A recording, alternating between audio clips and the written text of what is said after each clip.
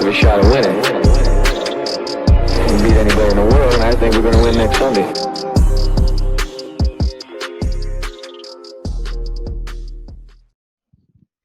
And welcome back to the New York Jets Atlantic Flight Podcast.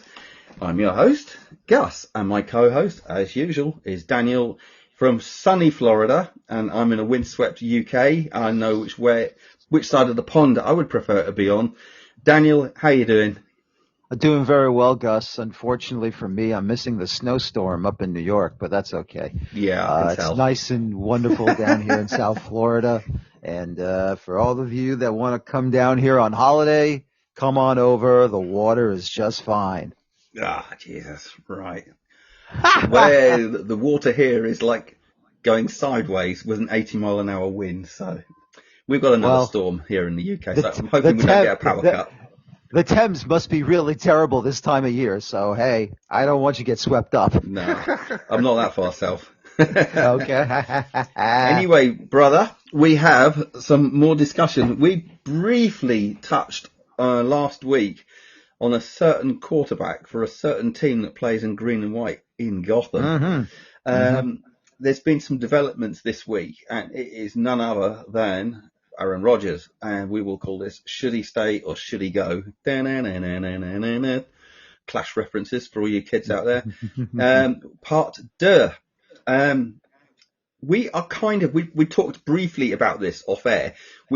For those of you listening, we're kind of in the same camp, although I think I'm right in saying that Daniel has some options that he would consider that I still wouldn't consider. So for you listening now, I'm in camp go, and Daniel's got 1 foot in camp stay, although for the best part, we kind of agree on most of it. Oh, most of it. Well, I'll say this, I've been really wrestling with this, to be honest with you. I've been wrestling this idea because obviously it has not worked this year. They just won their 4th game of the season down in Jacksonville. Much needed win for them and for how they think, the Jet players and the coaching staff right now. I mean, we all know they're basically coaching staff walking and everything like that, or dead coaching staff walking, I should say. But, would I like to see Rodgers move on and be cut? Yes. But at the same time, he still has it. And we know he's not what he used to be. He's not what he was 10 years ago, 10 years younger, or even 20 years younger. We understand that. But he can still throw the football. He can still be dangerous.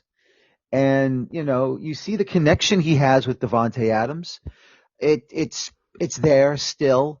They do wonderful things together on the offense. I mean, he does well as well with Garrett Wilson.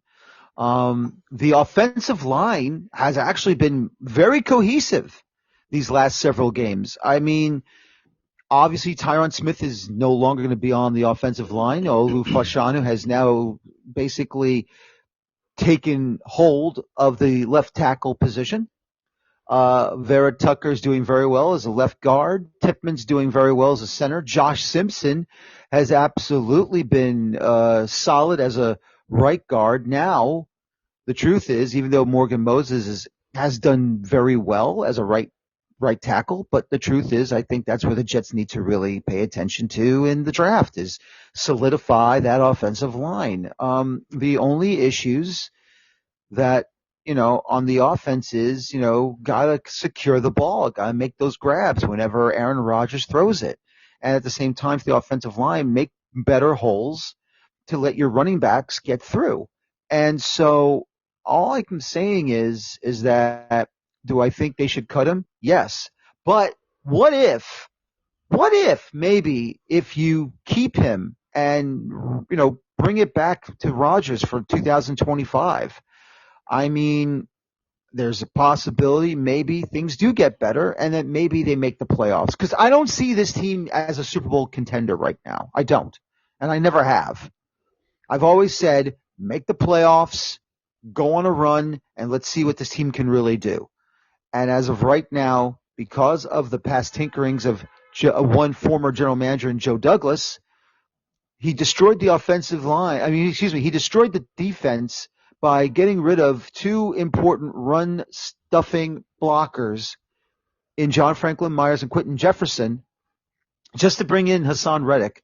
And it did not work, and it has not worked on that side of the ball. And that's why, unfortunately, this is why this season has not gone well. It's been a combination of everything. But would I be upset if Rodgers gets cut? No. Would I be happy if Rodgers came back? I wouldn't say I'd be happy about it, but I would understand it. So that's where I'm coming from. Am I leaning towards him staying?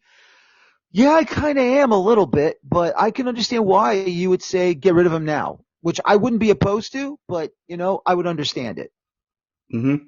So I'll address some of your points that you've made, and I'll start off with the O-line, and because it kind of does have a bearing on how I feel about Rodgers. First off, Jets Twitter, all those people out there that have been saying that the Jets O-line is absolutely rubbish, honestly, just go and watch another sport, or just stop posting one or two, because you haven't got a clue what you're going on about. This O-line has been absolutely fantastic. It's been night and day from last year. They've been absolutely doing marvellous things. Yeah, Tyron Smith, he's a thing of the past now. I wish he hadn't gone out like that, but it is what it is. Oli Fashanu is playing absolutely outstanding. He has made the odd mistake, but he's a rookie. He gets a pass for that. And hey, if he can have the rest of his career like he's doing now with just the odd mistake, I'll take that. Simpson at left guard is playing absolutely brilliant. Titman is playing brilliantly. Do you remember pre-season when we had all these high snaps? Where are they now? Mm-hmm. So absolutely. It was a technique thing that they were trying to work on, and they either abandoned it or it worked. We've got Vera Tucker at right guard playing absolutely brilliantly. Morgan Moses is an absolute warrior. You're right. We definitely need to address this in the draft. We had this conversation last week. I'm not sure I'd go round one with a right tackle. I think we could probably get a decent right tackle in round 2 or round 3. I think we've still got one round 3 left. But here's the thing, getting back to the offensive line, they are playing fantastic, although I don't think the run blocking is too good, but the pass blocking has been pretty good. Aaron Rodgers, should he choose to sit in, this is where it all starts going a little bit south for me. If Aaron Rodgers sits in the pocket, he's got all day to throw, but he has this knack of just wanting to get outside of the pocket to extend the plays, and this is where he's getting into trouble, which is why we saw, I think it was 46 rush yards last week. I don't think any of those rush yards were a designed play. We've just played arguably a bad Miami defense. We've just played an awful Jags game. Prior to that, most people on social media were calling for Rodgers to be gone, myself included. But we've now played these two Florida teams, and for some reason, them being bad doesn't have any effect on Aaron Rodgers. Well, it kind of does. So we've got the Rams up next, and if Rodgers plays like he has done against Jacksonville, like he will against the Rams, I'll eat my words. I'll happily eat my words. But I just think that he took advantage of an extremely bad Jags defense. He's a 20-year vet. He knows what he's looking at. But I still go back to the other games, the likes of the Vikings game, where he was bad, and he was badly missing open players. I'm not going to... See, now people are saying, oh, well, he was injured. Okay, he's injured, and okay, some of that might affect his throwing foot, his back foot, his throwing foot. That's the one he puts all his weight on to gain momentum when he's throwing. So, but you're still not hitting like receivers that are like 10 to 15 yards in front of you that were wide open. That's got nothing to do with injuries. That's got everything to do with why the hell are you not seeing these players open? And on some plays, we're having like 2 to 3 players open. And he's either throwing the ball away or tucking it, running it, or as Williams said the other day, the Giants, no, it wasn't Giants, it was who's he played for? No. Seattle. Williams says, was it Chuck and Duck? Leonard. Yeah, Leonard Williams. So you've got all that going on. So now this week, he's on McAfee doing his usual thing, and in the presser as well. And he's now alluding to the fact, and I'm going to take this with a pinch of salt, because I think there's two storylines going on here. There's one for the Jets and there's one for Team Rodgers to the rest of the NFL. So he's now said that he would like to stay with the Jets. He would like to play another year, but there's a caveat that he may even also go into retirement. But his first choice is to play for the Jets. I'll do whatever it takes. So proper team guy. Applaud anyone doing that. And he's now turned around and said that he would also take a pay cut if needs be. So as we know, if he gets cut, is it post June 1st or pre June? I think it's post June 1st. I think it's post June 1st. Post June 1st, yeah. It's a 49 mil cap hit for 2025, and that's it. That's done. If he comes back for 2026, it's up to about 68 mil over, and that reaches into 2028. So I'm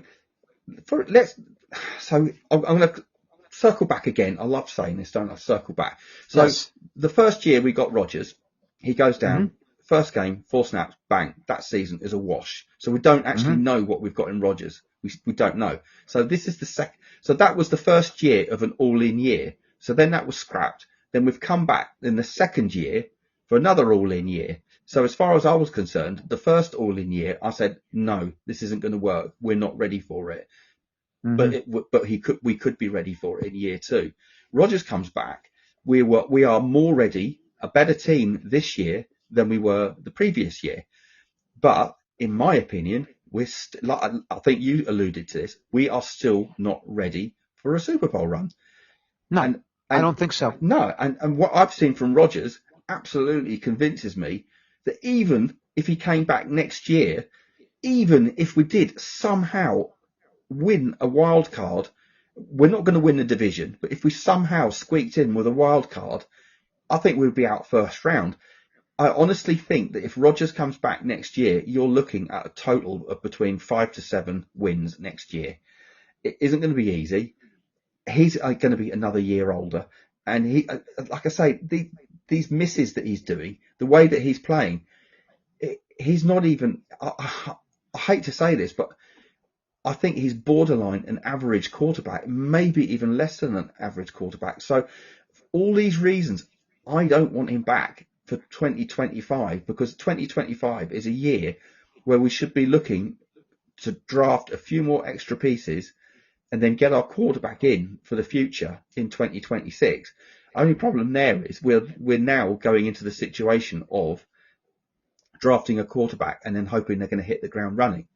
So I think this is kind of out of the question now in the draft in 2025. Unless we have a top 3 pick, we are not going to get Sanders or Cam Ward. But according to Primetime, Sanders' dad, the Jets fill all the criteria of his team, of his son, not going to a team like that anyway. So now you're looking at one quarterback, Cam Ward. So, and the chances are, if we did finish, say, 3rd in the draft, the chances are the other 2 teams ahead of us will also be on Prime's shit list of teams that he don't want his son to go to. So unless a team trades up with us, so the other 2 teams will more than likely take Cam Ward, more than likely, unless it's the Jaguars, who will possibly pass on the quarterback because they've just signed Trevor Lawrence to another deal. Yeah, very true. But I think you're also missing a third quarterback that many Jet fans have been looking at, and that's Milroe, I think it is, at the University of Alabama. So technically you got 3 quarterbacks that, 3 quarterbacks that many are saying are going to probably get drafted first 5, 6, 7 picks in the first round of the upcoming 2025 draft. So we'll see what happens there. But, look. But we all know what happens in the draft. Players, quarterbacks just rise up, whether they're worthy of being a top 10 pick or not. Exactly. If you just rank them on pure talent, some of these quarterbacks, they should be getting taken about pick 27, 28, or even the second round. But carry on. Exactly. And here's the thing I'm also saying is this, is that, all I'm saying is that the, to have a quarterback now, or shall I say this, to have a quarterback now, I don't know if you caught me or not, But let me just say that, Rodgers is saying, he'd be willing to give back money to alleviate the cap situation. I think that's very admirable of him to do so. 100%. I think that's wonderful for him to do so. And that minimizes the cap hit. And once again, it's the dead cap hit that really, really puts the Jets in a hole. Now, I understand it's not a big hole, but it's big enough where, who can they get off of free agency if you do cut him? And I said to you last time, you're damned if you do and you're damned if you don't. And that's why the cap hit is so high and so, stressful. So, would the Jets be willing to accept that? Or would they try to keep him and ask him, will you take a pay cut again? And if he says yes, he would, then you know what? I mean, then so be it.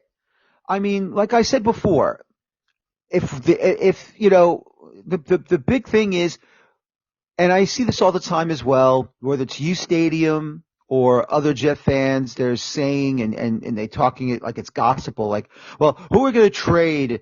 Who are we going to trade Aaron Rodgers to? Who wants him? Who wants Aaron Rodgers right now? No one wants Aaron Rodgers. No one.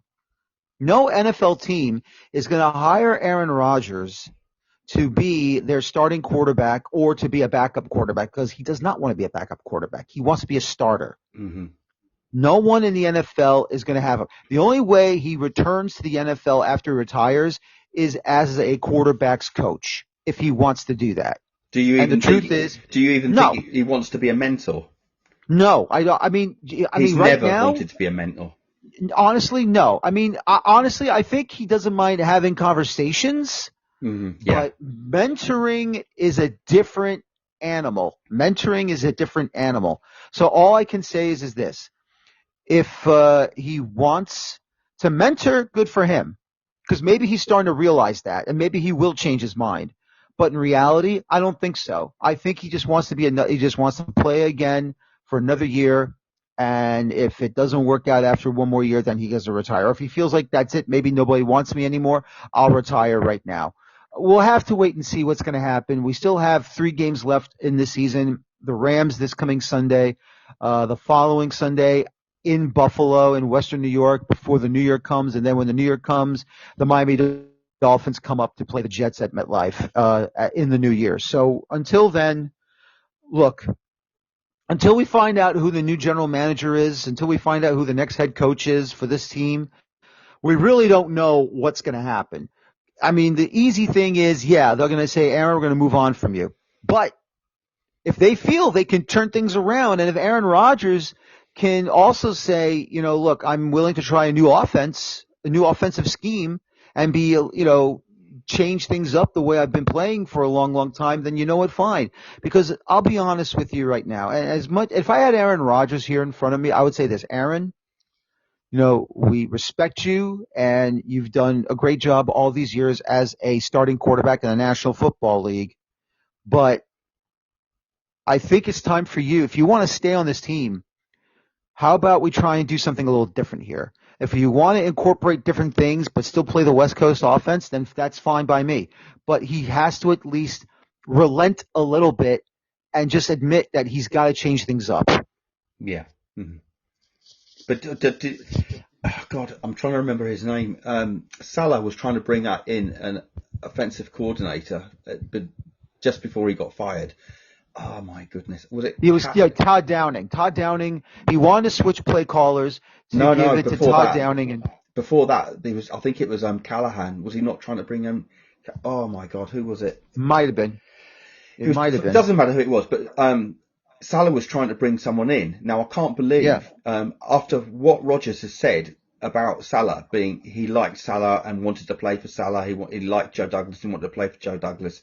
And those are the guys that got me in. I like them. I respect them. Da, da, da. And that seemed absolutely genuine.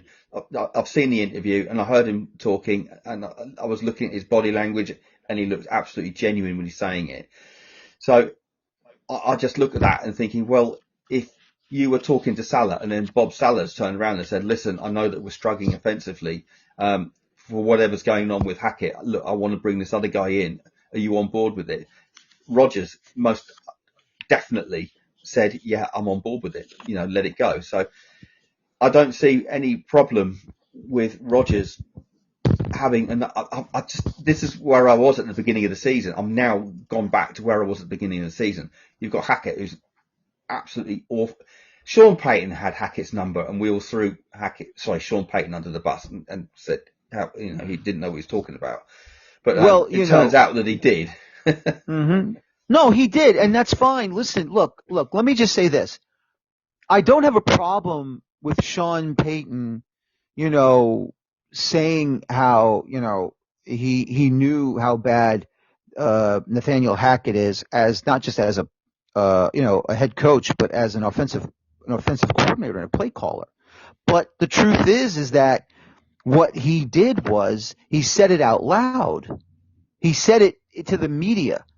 He called him out for no reason whatsoever. I'm not saying he's not wrong in his opinion, but it's a very rare moment where you have a guy returning as a head coach after a year as a whether it be CBS Sports, Fox Sports, or even ESPN or NBC Sports, as an analyst at the desk with the pregame show guys. I mean, to say that, that's unheard of in the coaching profession. That you call out another coach in the media, and even though okay, fine, he apologized, but still he shouldn't have said it. He should not have said that. So I mean, we all know how terrible of a head coach he was at Denver, Nathaniel Hackett. Being an offensive coordinator, I mean, unfortunately, he's not as good as his father was. But then again, his father wasn't that good towards the back end of his career anyway as an offensive coordinator. That's why he couldn't hack it. But anyway, but anyway, all I'm saying is that he shouldn't have said it out loud. And that's the problem with Sean Payton. He said it too loud, and that's why the Jets were upset. That's why Hackett was upset, and that's why Robert Saleh had to defend him. He had to. He had no choice. He had to defend Nathaniel Hackett because his name got thrown into the mud, and that's why Aaron Rodgers was upset, because Hackett is his guy, and he loves the guy, and he's happy to be reunited with him. So that's all I'm saying. Yeah. I'm not saying it's not true. It's just he shouldn't have opened up his mouth and basically put Nathaniel Hackett on blast. How I looked at it, it was just like, well, before we hired Hackett, I wasn't particularly, and it has a lot to do with his dad as well. And I looked at what Hackett Jr. had done for me lately, and I looked at what he'd done in Green Bay recently, and then obviously his latest gig was the Denver gig, and he was just awful in Denver. So he's basically given the keys to the house in Denver, and he did not in any aspect do well. Motivation, guidance, coaching, you name it. All the tick boxes had a big X in, no ticks. And then you look back at what he did at Green Bay. He wasn't even a play caller, so I think he was just a clipboard holder. He was an assistant OC, even though he's listed as OC. He didn't make any of the calls. That was Matt LaFleur that was doing the play calling there. It was Matt LaFleur's offense. So what has he done? So before we hired him, I was very much in the camp of, I think this is a bad idea. At this point, Rodgers wasn't even being talked about. And I viewed the initial interest is, this is going to be a carrot to get Aaron Rodgers in. So, and that's what it was. And history tells us exactly that's what happened. So moving forward, yes, we're going to have a new coaching staff, a new GM. So let's, for fits and giggles, say, so Aaron Rodgers is now on roster. The next guy that comes in, there's a good chance that Mike Vrabel will be a head coach. If Mike Vrabel comes in as head coach, he is probably the only candidate right now because we don't know who else is going to be available.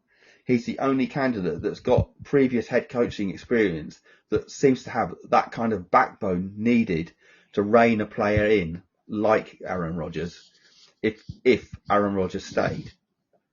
Anybody else coming in and Aaron Rodgers is on the team, regardless of what he said about taking a pay cut, being the big team player, he's still Aaron Rodgers. He's still that player. So there's so many variables why I don't want him back. The biggest one being we need to pay players. So if you're going to take a pay cut, it's going to have to be a massive pay cut because we've got all our young players that are going to need to be paid. We also need to draft more, and we're also going to need to pick up at least 2 or 3 quality free agents. We're not going to rebuild this team in the draft to make a playoff run. We haven't got any safeties. We have, but they're not good enough.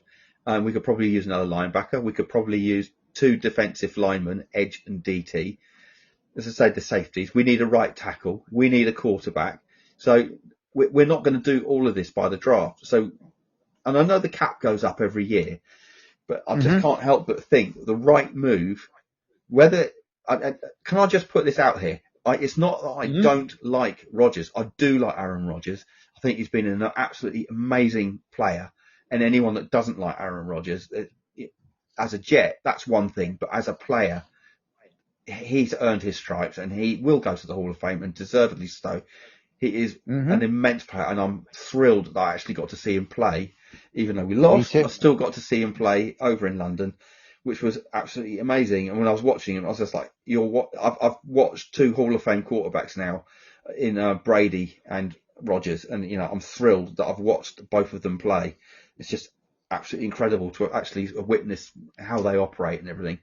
But for the good of the Jets, for the good of this new coaching staff, I think he needs to go. And I'll just finish on this, is also, when we get a new GM, a new head coach, and all the rest of this coaching staff, they're going to probably get given about 4 years to get this job done. So if we're running it back with Rodgers again, that's going to be one of those years already taken up. So it doesn't, fast forward to the end of 2025, I'm right, they won between 5 and 7 games. And now all of a sudden we're going to chalk off this year for the current coaching staff because they inherited Aaron Rodgers and we were all in and it didn't work. So now we've got to let them rebuild in their own vision, how they envisage the team going forward. So the first year they've got rid of Aaron Rodgers. Let's say 2026 is another sitting year where they're waiting for a quarterback in the draft. Say they get Archie Manning or what have you. We're not going to get Archie Manning, but so now that's another year. So now they've got 2 years to get it together. Is that fair? Or have we just gone back to exactly what we've done with Joe Douglas and Robert Saleh? Hello? You there, Daniel? No, I'm here. I'm here. Sorry about that. You're fine. I could just hear music. That's all I could hear. Yeah, I'm fine. Unfortunately, I had a stupid call while we're recording here. So let me see if I can try and. So I'll carry on anyway. So basically, no, it's fine. It's fine. Hang on one second. I'm fixing it. But let me just say this. The new coaching staff and who is available to come here. I believe that. I believe that right now, the thing is that Vrabel is, number one on, he's number one on my list too. Vrabel is number one on my list. And, I believe that, 1A is Aaron Glenn, but let's talk about Vrabel right now. I mean, he has the most experience right now, with how, many fans want to see him come over. And so, all I'm saying is that, if he comes in here and the Jets can pick a GM that will suit him, then that'd be great. I know he wants to pick his own GM or pick him as the head coach and then go after the GM. I think that's a recipe for disaster. honestly. I mean, I know how good Vrabel is, honestly. But, I mean, honestly, I would rather they go GM first before they go head coach. Oh, At really? least yeah, I do. And I mean, I know there are times where it's like, well, listen, if you pick the head coach you want and then he can pick your GM for you that he wants to work with, then so be it. If that's the case, then fine, I guess so. But I'm one of those, I'd rather have the GM hire the head coach. But look, this is a very important time right now. I know that Woody Johnson, along with the 33rd team, are looking at GMs right now, and for interviews. And there are certain GMs that are not available for interviews because they're currently, having a job right now during the season, and they have to wait for the regular season to be over before they can go ahead and talk. Because once the playoffs begins, I guess there is room to have interviews, so we'll see what happens. But I'm more of a hire a GM first, then a head coach. But if Vrabel says I'm ready to come in now and I'll help you with the GM hiring because I'll work with a GM, with the roster and everything, you know what? Then fine. If that's what it has to be, then so be it. But I'm more of a GM first, head coach second guy. I think I look at it from this point of view. I've got two trains of thought here. We've done the GM thing for infinity. We've always hired the GM first, and this last few decades it just hasn't worked. Or I mean, we could go all the way back to Parcells, who was a head coach slash GM, which did work because he knew what he was talking about, and back then he was a bit of a legend. Well, he still is a legend. But my second train of thought is this: what's harder to get, a good head coach or a good GM? And I would say, arguably, it's harder to get a good head coach than right now than it is a GM. I think from the football standpoint, I think having the head coach in is more important to me than having the good GM. So I would go for a good head coach and an average GM rather than a good GM and an average head coach. That's the way I'm looking at that.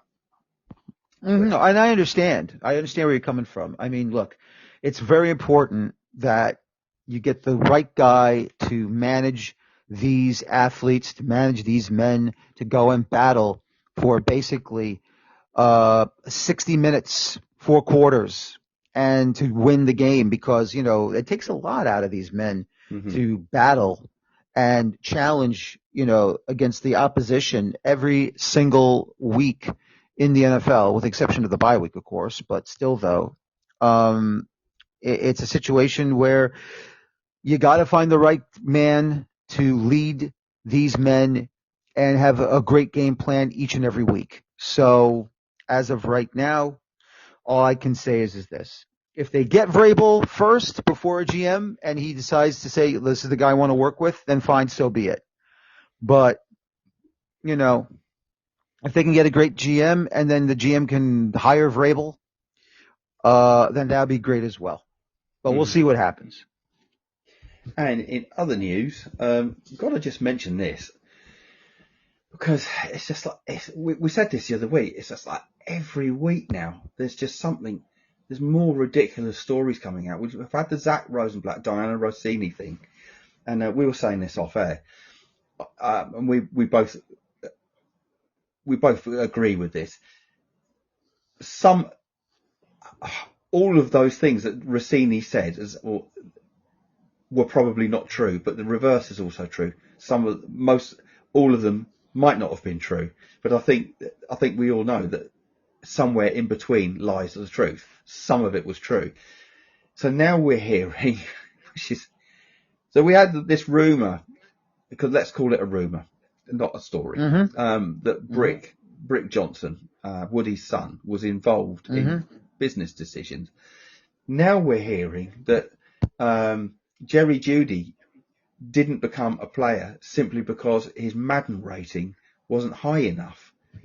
So if that's true, it's just so embarrassing right now. These things that keep coming out, and we're hearing that this same family, let's call it, I will call it what it is. I won't speak for you, but they are an entitled bunch. the Johnsons didn't build that empire. That was handed to them.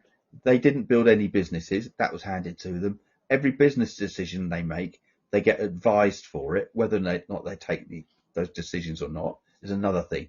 They've got massive lawsuits going on in the US. They're just about to get massive lawsuits over in the UK for one of their products, talc, because it contains asbestos, if you didn't know. So there's going to be that going on. Woody is now going to be involved in the Trump administration. So a lot of this is now going to fall onto Is Chris that Johnson. official? Is that official? What, Woody's going to be working for Trump? Yes. Unofficial, but he will at some capacity be working for Trump. Mm-hmm. I'm 100% sure of it because of their relationship. Trump is giving out New Year's honours to all of his mates, whether they're felons or not, but that's a story for another day. But we're now hearing we're hearing that the family are now in the locker room talking to players in a manner that they really, really shouldn't be. And we heard that Tony Adams got benched because Woody didn't want him to play, which would explain why a healthy free safety that we absolutely need to start, because we're so short in that area, was left sitting on the bench, which was just puzzling at the time. But now that kind of makes sense, which the point I'm making originally was some of this stuff might be true, some of it might not be true, but we can't say that none of it was true, and we can't say that all of it was true. So take out what you want out of it. So we've got this situation with this family. They're interfering with the team. They're not football people at all, but they're now interfering. This has to interfere with the GM and head coach search. Now let's just go piece by piece here. First, we're going to address the Madden ratings portion of this report. After this report was put out by The Athletic from both Zach Rosenblatt and Diana Rossini, Brian Costello of the New York Post refuted that situation because he had sources involving that deal about the Jets trying to trade for Jerry Jeudy. Here's what went down. And this is what Brian Costello reported on a podcast that was also posted on X, Twitter, whatever you want to call it. Apparently, the Jets tried to trade Alan Lazard and a draft pick to the Broncos for Jerry Jeudy. The Broncos general manager at the time said, we don't want to make this trade. We're going to make this trade with Cleveland because we want all draft picks for Jerry Jeudy. Now, did the Madden ratings come up? Yes, but in jest. That's what it was. Not by Woody, by probably Joe Douglas. So, that was never mentioned during the trading situation. Denver said we're not going to trade him to you for a player because this was last year. Because Alan Lazard was not having a good year last year, obviously, after Rodgers went down with injury.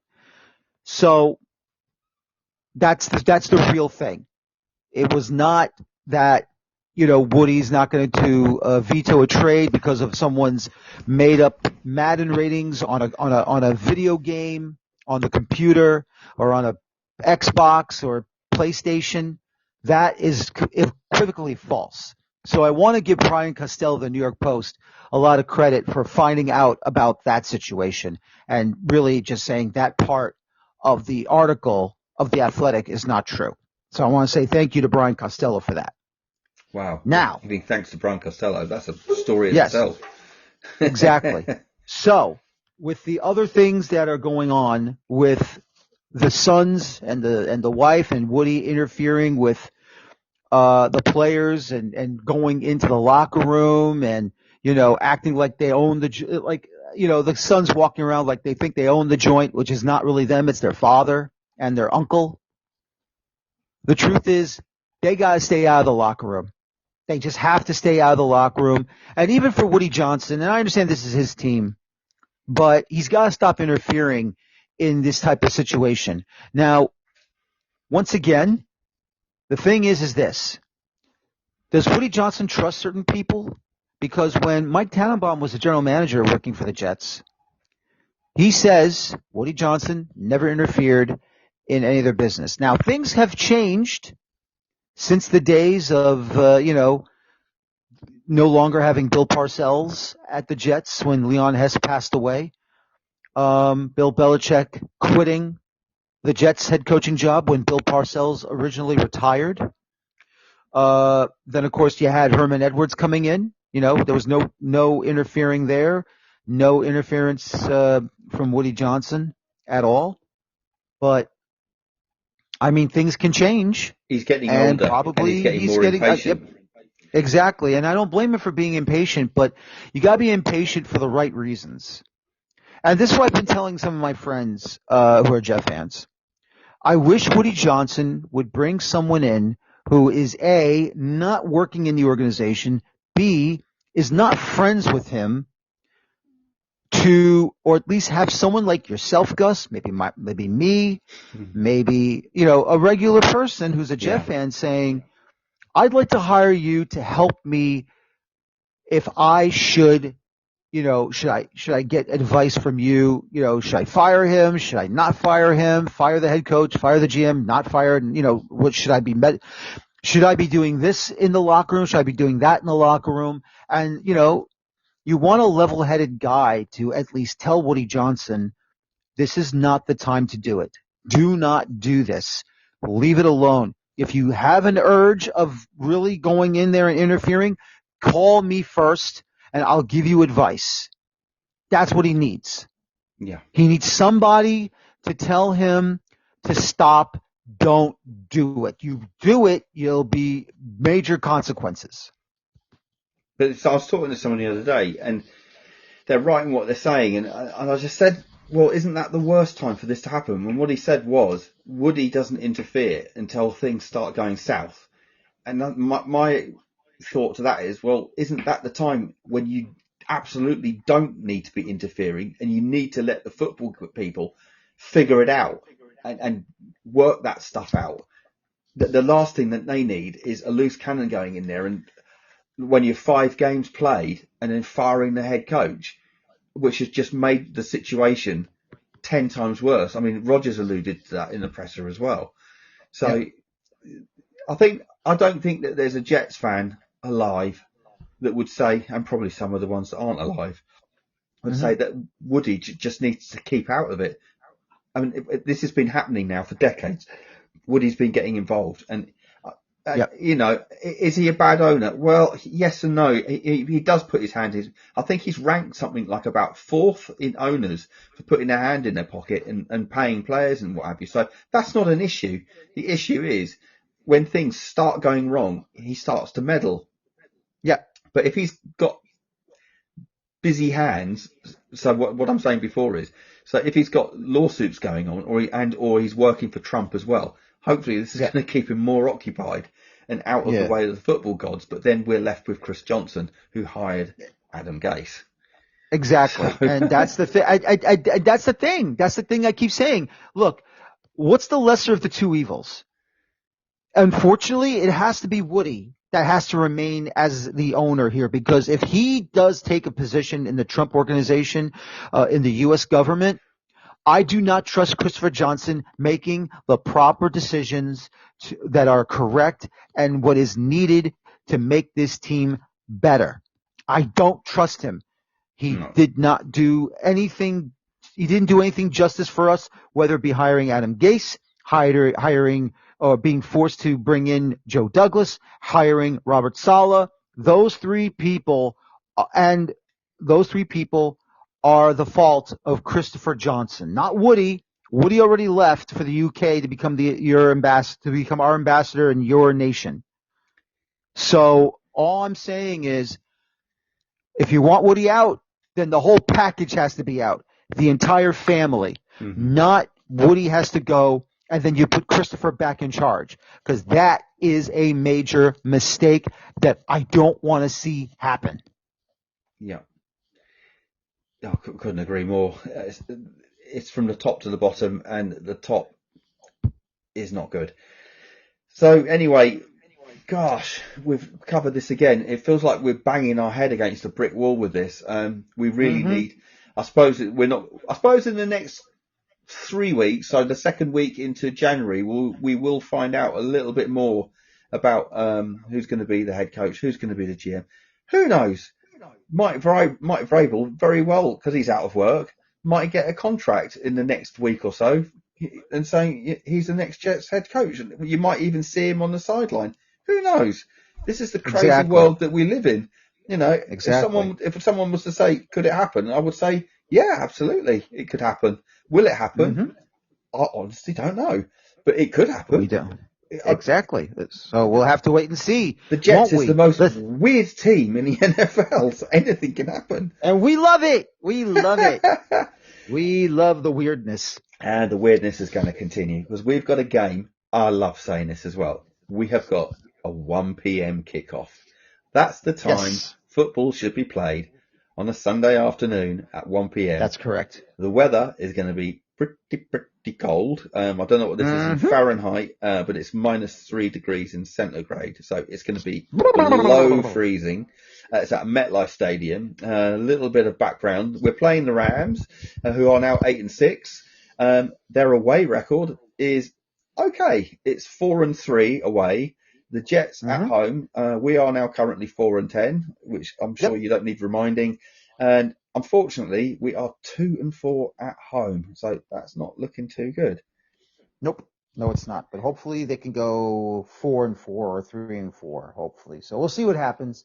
The Rams will be a tough customer, but we'll see what happens moving forward, Gus. But you know what? Once again, another great New York Jets Atlantic Flight podcast in the books, my friend. Yeah. And it's always fantastic to be with you and to give your friends, your neighbors, my new friends, of course, across the pond to say, let's go Jets.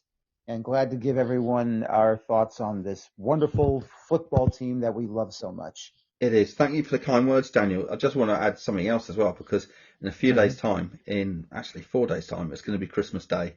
So I just want to wish everyone out there, especially you, Daniel, being on here, being my co-host. It means a lot. I just want to wish you a very, very Merry Christmas and a peaceful one, and stay safe. And all our listeners and anyone new or the old ones, let's go Jets. Let's have a happy Christmas, and I hope you're with your family and friends and having a good time. Stay safe, and peace to all of you out there. Love you.